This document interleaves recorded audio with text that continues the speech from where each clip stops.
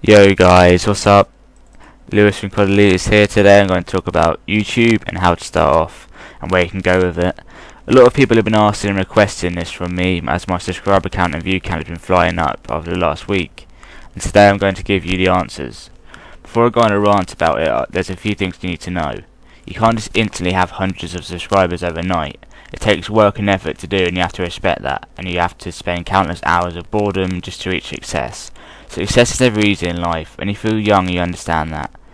You can't just go to school, achieve 10 A-star GCSEs instantly. It takes work and effort, and now think of YouTube. YouTube is kind of the same. It takes a lot of time to achieve the goals you want. But imagine you have asthma. Okay, having asthma myself is quite tough. But imagine you have it, and you're trying your hardest to breathe, and all someone with asthma wants to do is breathe. Now to achieve success, you have to want it more than someone with asthma trying to breathe. If you get what you want and want it that much, you'll achieve success. If you think you can run through it and instantly gain thousands of subscribers by having a cool name like XX Cold Killer XX, you're wrong.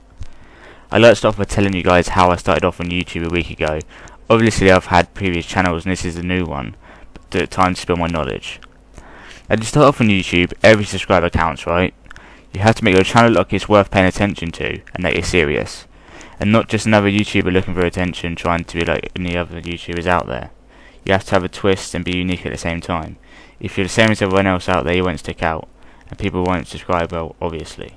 Add as many people as a friend on YouTube as possible. If you didn't know this, they can see your uploads and bulletins, which increases your views and it gets a nice atmosphere going for your channel. Doing this is a very time-consuming thing, and as I said, YouTube is no easy task.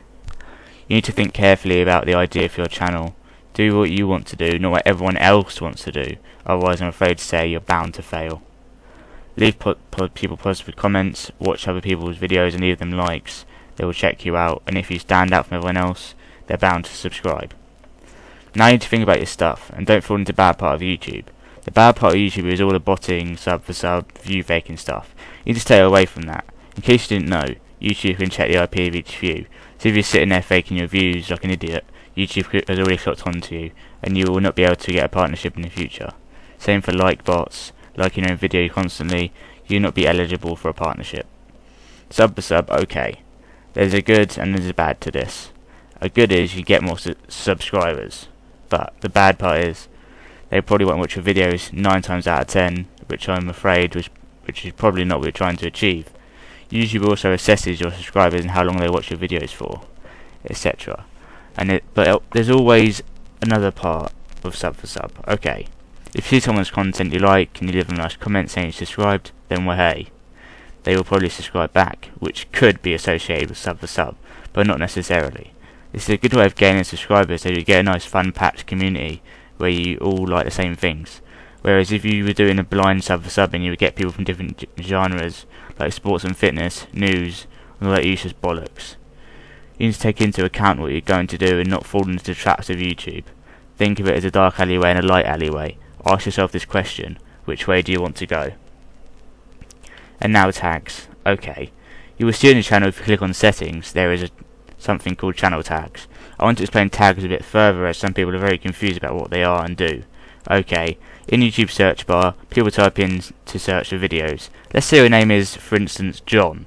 If I want to find your video, I would type in your YouTube username. In this case it's John.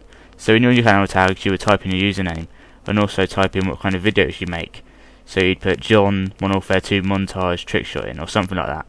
Depending on what your type of videos you make. So as commentaries you'd put John Modern Warfare 2 commentaries and so forth. I'm sure you get the point, same for video tags and stuff like that. Another thing you should try and avoid is sending people messages with your video. It is regarded as spam and 98% of YouTube just instantly delete the message, so you're wasting your own time.